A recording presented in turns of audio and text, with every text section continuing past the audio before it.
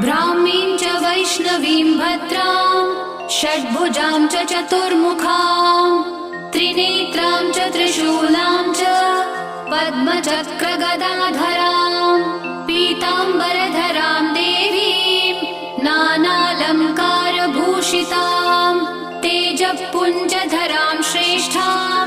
ध्यायेत् बालकुमारिकाम् ओङ्कारलक्ष्मीरूपेण विष्णोर्हृदयमव्ययम् विष्णुमानन्दमध्यस्थम्